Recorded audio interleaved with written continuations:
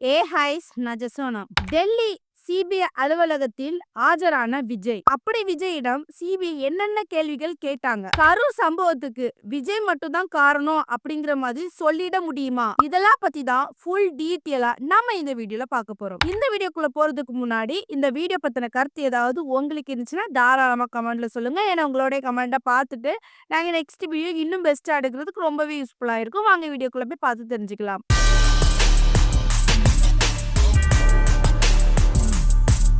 First என்ன நடந்துச்சு அப்படின்னு பார்த்தீங்கன்னா, விஜய்க்கு கிட்டத்தட்ட ஜனவரி ஸ்டார்ட்டிங்ல வந்து சம்மன் அனுப்பப்பட்டிருந்தது. அதாவது சிபிஐ விசாரணைக்காக சம்மன் கொடுக்கப்பட்டுச்சு. இந்த டேட்ல நீங்க வந்து ஆஜராகணும் அப்படிங்கிற மாதிரி கொடுக்கப்பட்டுச்சு.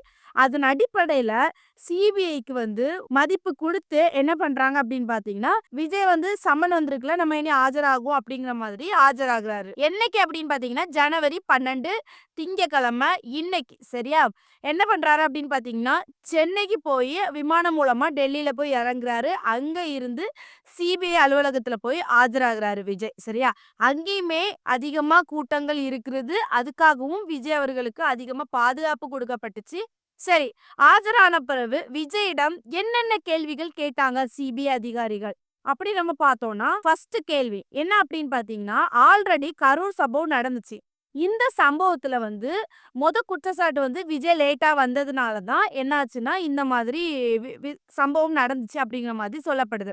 அப்ப சிபிஐ அதிகாரி கேக்குறாங்க, ஃபர்ஸ்ட் இந்த கரூர்ல விஜய் 7 மணி நேரம் தாமதமானாங்களா, இதுக்கு காரணம் கூட்ட நெரிசல் காரணமா இல்லைன்னா வேற ஏதாவது இருக்குதா அப்படிங்கிற மாதிரி ஒரு ஃபர்ஸ்ட் கேள்வி கேக்குறாங்க. அடுத்த கேள்வி என்ன அப்படின்னு பாத்தீங்கன்னா, அதாவது ஆல்ரெடி இவ்ளோ கூட்டங்கள் வந்து வரும் உங்களுக்கு தெரியும். சரியா?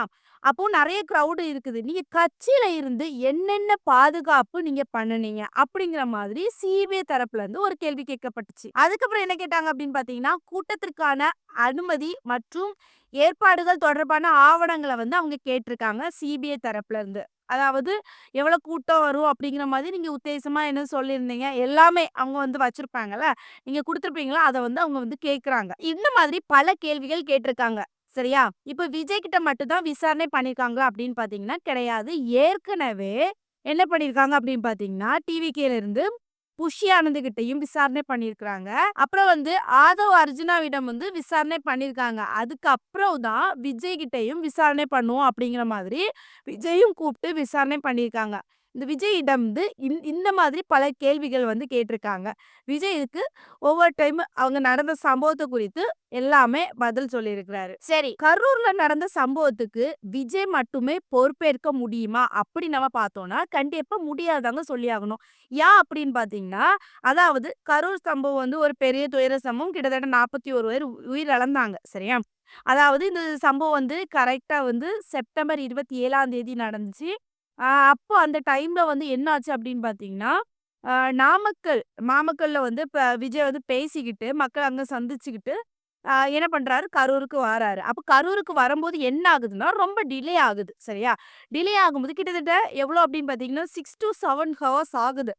சரியா? அப்போ ஆகும்போது என்ன ஆகுது, இங்க வந்து சேரும்போது லேட்டா வந்து விஜய் சேர்றாரு. அப்போ அங்க வந்து மக்கள் கூட்டம் அதிகமாகும்.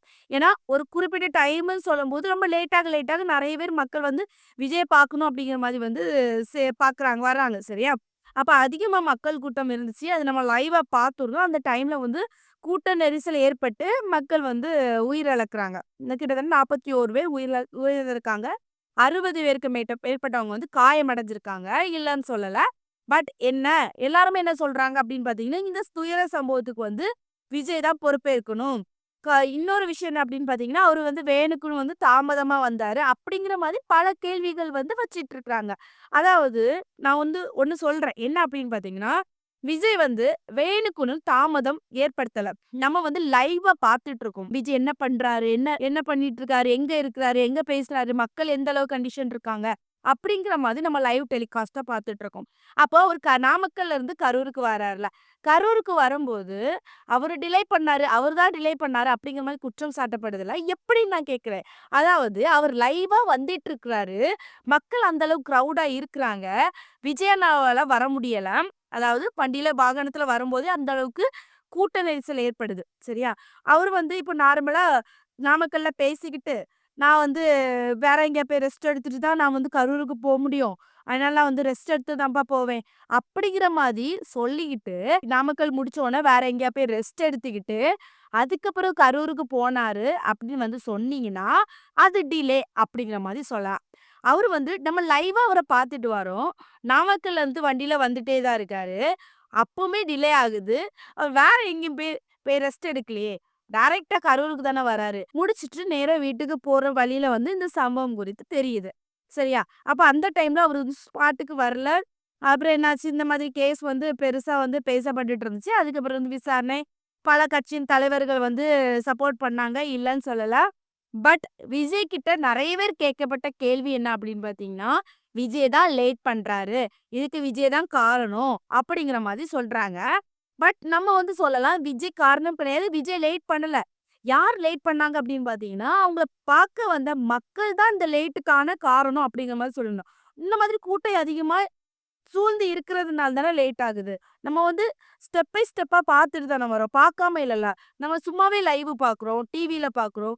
அப்பமே அந்த நமக்கு தெரிய தானே செய்யும். அதனால சிபிஐ தரப்புல இருந்து இப்படி பல கேள்விகள் கேட்கப்பட்டுச்சு. ஏன்னா, அவங்களும் கேட்கணும்ல. ஏதாவது எவிடன்ஸ் கிடைக்குதா?